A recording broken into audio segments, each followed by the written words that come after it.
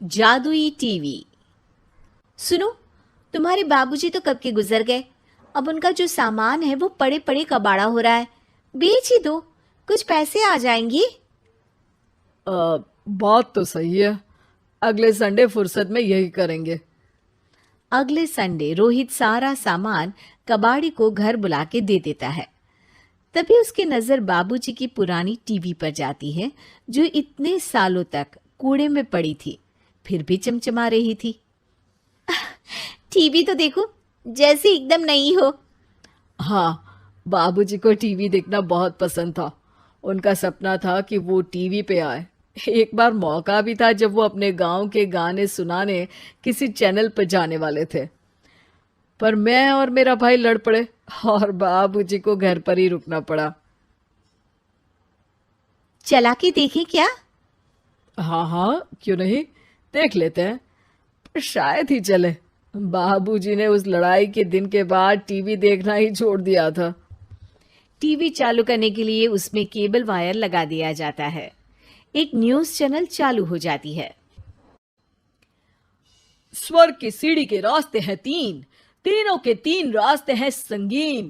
पहला रास्ता है सांप की बीन, दूसरा रास्ता घर में बिछा कालीन, तीसरा रास्ता कलकत्ता से चीन।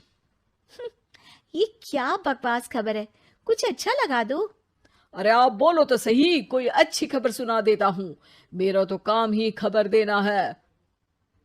अरे बाप रे, टीवी बात कर रही है। हाँ, ये न्यूज़ वाला मुझसे। हाँ हाँ, आपसे ही तो बात करूंगा ना, आपके घर में हूं तो। अरे, ये सपना है क्या? तुम हमसे बात नहीं कर सकते? अरे सपना नहीं भाई साहब, ये टीवी जादुई टीवी है। बोलो, क्या खबर सुननी है, वरना ब्रेक लेने का टाइम आ जाएगा। सुप्रिया घबरा के टीवी बंद कर देती है। वो क्या था? अरे एक बार और चालू करके देखे, फिर से बात करेगा तो चैनल बदल देंगे। सुप्रिया फिर टीवी चालू कर देती है।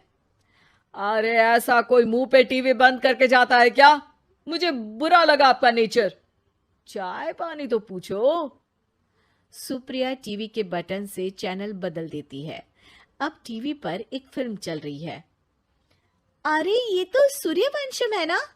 हाँ, और ये ठाकुर को जहर की खीर दे दी और उसको पता भी नहीं है। ए भाई, खीर मत पीना, उसमें जहर है, मत पीना।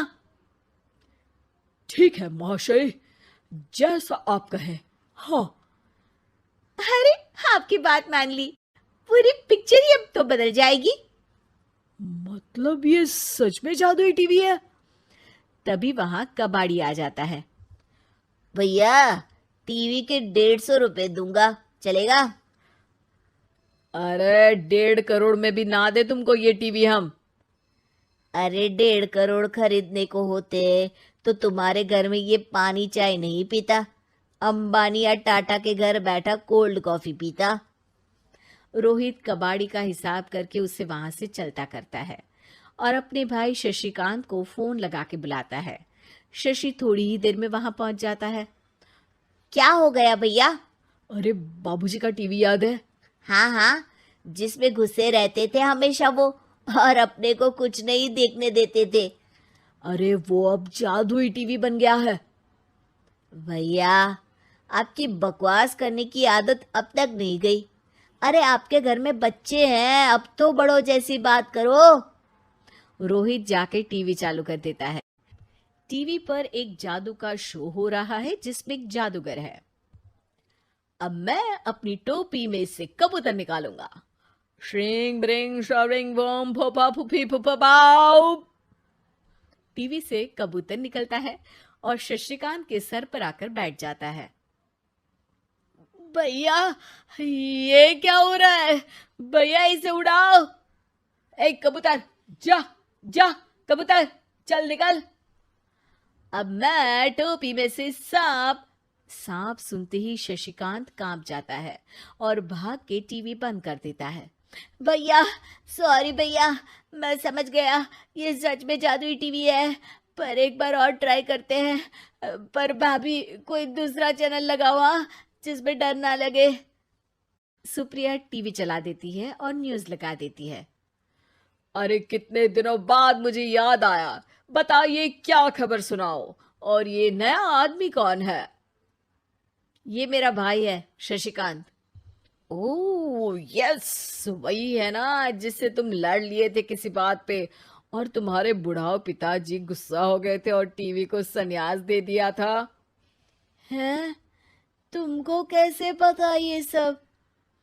इस टीवी में रहने वाले आदमी से लेकर कबूतर तक को तुम्हारे बाबूजी और तुम्हारी बातें पता है, इसीलिए तो ये जादुई टीवी है।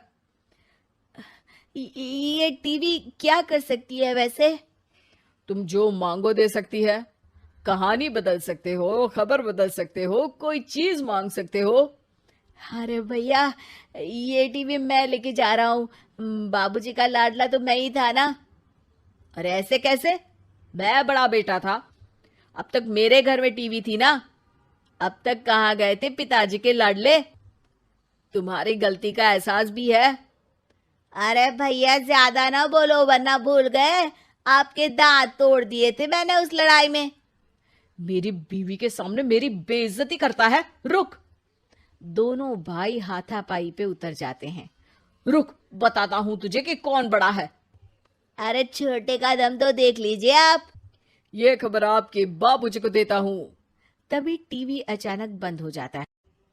अरे शायद टीवी नाराज हो गया। और लड़ लो, आए बड़े खली बनने। टीवी से एक तेज रोशनी निकलती है और टीवी में बाबूजी दिखाई देते हैं। बाबूजी आप? इतना चकरा क्यों रहा है? अपने बाप को नहीं पहचानता क्या? ये तो ऐसा ही है बाबूजी। प्रणाम बाबूजी। अरे चुप कर, तुम दोनों ही उल्टे हो। तुम्हारी वजह से मैंने टीवी में आने के सपने को छोड़ दिया, तुम्हारी लड़ाई की वजह से। और तो और, जितना मैं अपनी बीवी को नहीं देखता था उतना टीवी को देखता था, वो भी छोड़ दिया तुम दोनों की लड़ाई की वजह से। और अब मरने के बाद जब मैंने टीवी को जादुई टीवी बना दिया तो भी तुम इसका फल लेने की जगह लड़ रहे हो।